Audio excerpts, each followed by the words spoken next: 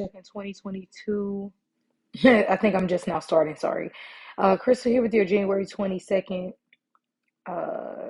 January 21st, 2022. Sorry, you all. I'm tired as I'm recording this pretty late or pretty early, I guess I should say. But anyway, today we have the Ten of Wands, the Eight of Wands in reverse, and the Queen of Wands in reverse. And I titled this Know When to Slow Down, because you're going to have to today, for most of us, probably for all of us, really. We rarely get days where we get all wands. Like that rarely happens. So we know the energy of Leo, Aries, and Sagittarius is taking over tremendously today. And it doesn't mean that it's not a practical day. It doesn't mean that you can't get things done. It just means that this day will probably fly by. And or certain aspects of it that you want to fly by don't, but other parts of it that you wouldn't want to fly by do, if that makes sense. So it's kind of weird. Um, so let's kind of get right into it. The first card in the avoid position is the Ten of Wands. So not the day to pick up the extra shift if you can avoid it. If you have to, don't worry, you can get the job done. And I would also say don't avoid the work that you know needs to be put into, I guess, like your life. Or don't avoid the areas of your life to where you are overly stressed. And what I mean by that is, for me, it could be I'm avoiding getting more rest and I might need to get more rest. For the next person, it could be knowing that they need to do more work on their temper. And instead of working on that, they're ignoring it. But I think for the majority of us, it will be this like slow down, this take a pause type of vibe so that you don't get angry, because there's a lot of room for anger and frustration and pushing things forward that just aren't moving.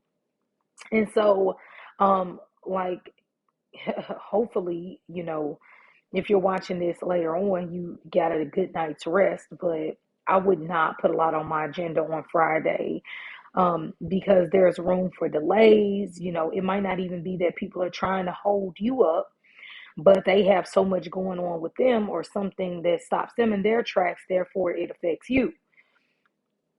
It's just not the day to get mad at that or get upset.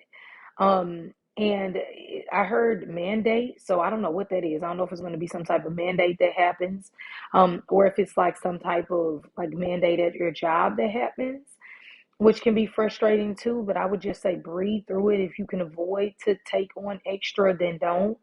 But if you have to, the Ten of Wands says, don't avoid what you know you can do, but don't try to do the most. The Eight of Wands in reverse slows us down a bit, but this is good. The Eight of Wands in reverse can bring in old communication. What I mean by that is, like, how sometimes you're waiting forever for the IRS to get back to you about something. Um, or you've been trying to schedule someone for a service and it just is taking forever. Double check your schedule, because there's definitely room for error. But what I love about the Eight of Wands is some days you just got to take it easy. Take it slow, drink a cup of coffee, linger. Now, I wouldn't say linger so much that you're late for work. Actually, it's the opposite. You kind of want to get up early because there are delays in traffic. But if you have the type of schedule to where you kind of can make your own hours, chill out a little bit more. Not to where it frustrates you later by a heavier workload, but just in the sense of don't try to go full throttle. Because whenever the Queen of Wands is in reverse, she's like, I said move quicker. I go there. Why do like she wants to boss you around. Or you're being bossy to other people. So the Queen of Wands being here is saying that protect your peace by knowing when enough is enough. Protect your peace by knowing when it's not a day to fight. Protect yourself by knowing when happiness is the answer, and maybe happiness is going to sleep, or maybe happiness is venting to a friend, but not in an aggressive way, because this energy is too aggressive and it's too assertive.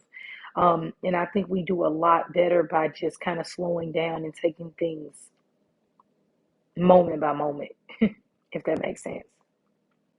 So, not the best day for to, scream from the rooftops or announce something huge. A better day to kind of just breathe, count to 10, and just do what feels good. All right. Because I don't want you to be overly stressed or frustrated and then it causes an issue for your day.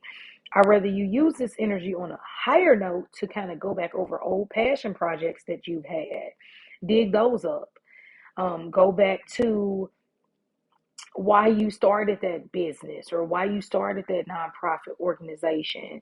And by doing so, you find a light, a very, very bright light at the end of the tunnel. So much happiness, so much prosperity, so much love. And that is what will get you through this day. So have an amazing one. I wish nothing but the best for all of you, and I'll talk to you later.